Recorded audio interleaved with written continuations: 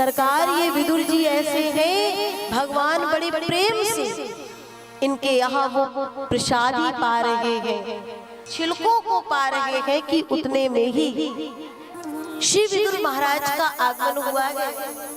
विदुर जी द्वार में है, भीतर जैसे ही आए तो क्या देखते हैं, विदुरानी सुलभा सुध-बुध खो बैठी है और उल्टी चौकी पर ठाकुर को विराजी है।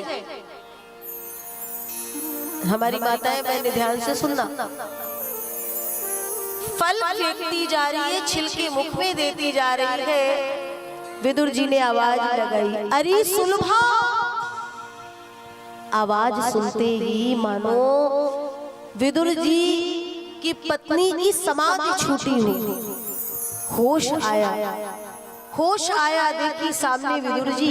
विदुर जी ने कहा, सुलभा तू कैसी पागल हो रखी है, आज हमारा कन्हैया हमारी छोटी सी पर्णकुटी में आया, तूने ठीक से आसन भी नहीं दी। कन्हैया उठो, और प्रभु को उठा करके चौकी को सीधा करने लगे। भगवान से कहते, प्रभु ये तो बावली हो गई, अरे आप ही चौकी को सीधा कर ले। भगवान कहते हैं, काय को सीधा करते जब हमें उल्टे में आनंद आ रहा है। दूसरी बात, फल। बोले सुलभा तो प्रभु को ये क्या दे रही है? तो सुलभा को ध्यान आया, देखती क्या है कि कृष्ण के चारों ओर केले के फल फीके पड़े हैं और अभी तक कईयों छिलके भगवान के पेट में जा चुके हैं। देख करके आज सुलभा का पूरा देह शरीर कांप गया। सरकार मुझे क्षमा करना, गलती हो गई, मैं बावली हो गई, मुझे कुछ दिखाई नहीं दे रहा, समझ नहीं आ रहा था। भगवान कहते हैं कोई बात नहीं। कहा कि विदुर जी कहते कोई बात कैसे नहीं, और आए और जल्दी से अपने पास जो मेवा मिष्ठान लाए थे ना, वो कृष्ण के मुख में देने लगे। भगवान ने कहा, काका मुझे स्वाद नहीं आ रहा है। क्यों? वो छिलकों में ज्यादा स्वाद आ रहा था, ये मेवा मिष्ठान में स्वाद नहीं आया। क्यों?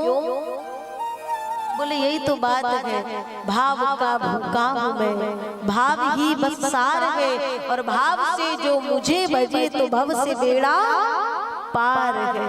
सरकार, और आज के समय में भाव की भी कमी है और साधन की भी बड़ी कमी है, दोनों चीजों की कमी है। सरकार, भाव तो दूर दूर हो गया है, और साधन की बात आती है ना, तो पता है कि भक्त क्या कहता है। हमारे आचार्य गणों ने एक श्लोक बहुत अच्छा बता दिया, पत्रम पुष्पम फलम तोयम यो में भक्त्या प्रेक्षति। अगर भगवान के लिए कुछ भी ना हो तो पत्र पुष्प भी दे दो तो भगवान मान जाते हैं। तो जजमान जी कहते इससे अच्छी बात क्या है, तो पत्र पुष्प चढ़ाओ। तो भैया ये उनके लिए जिनके पास कुछ भी सामर्थ्य नहीं है, तो उनके पत्र पुष्प से भी भगवान राजी हो जाते हैं। और अगर सब होते हुए भी हम कहें प्रभु मेरे पास कुछ नहीं है, कुछ लोगों की आदत ही होती है जीवन में रोने की, तो फिर भगवान उनको वही रोने जैसा ही बना देते हैं। सत्यनारायण भगवान की कथा सुनिए ना, भगवान ही पूछते हैं बताओ भाई ये नौका में क्या है? बोले कुछ नहीं सरकार, लता पत्र आदि भरे हैं। भगवान ने कहा मस्त वही हो जाए। बाद में खोल के देखे तो सब लता ही पत्र आदि हो गए थे।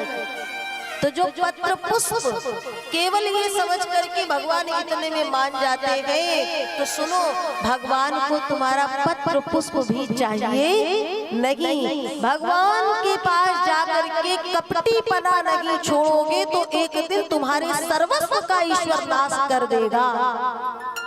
और कपट रहित होकर के एक पत्र भी लेकर के आओगे तो सर्वस्व तुम पर न्यौछावर भी कर देगा। ये मेरे भगवान का स्वभाव है। विदुर के पास कुछ नहीं था, भगवान सदा के लिए उनके हो गए। परीक्षित जी पूछते हैं ये विदुर जी कौन है? ये बोले आपके ही पूर्वज हैं। ऐसे भक्त हुए सरकार कि जिनके लिए मेरा परमात्मा यही विदुर जी के लिए ही अंतिम में कहा था उद्धव से कि उद्धव कहीं मेरे विदुर मिले तो उनसे कह देना कि कृष्ण ने चलते समय उनकी याद की थी। और उद्धव जब आए थे तो उद्धव ने कभी विदुर जी को देखा नहीं था। वृंदावन की पावन पुनीत भूमि पर आए थे, कुछ पता नहीं चल रहा है विदुर से कैसे मिलूंगा। पहुंचने के बाद वृंदावन में रमण रेती पर एक रेत में कोई एक बावला पागल भक्त लौट रहा है। क्या दृश्य होगा?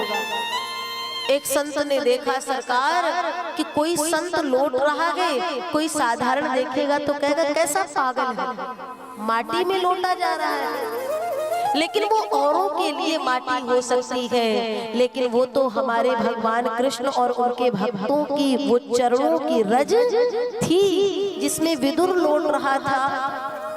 परिचय पूछा तो पता चला यही वो विदुर है।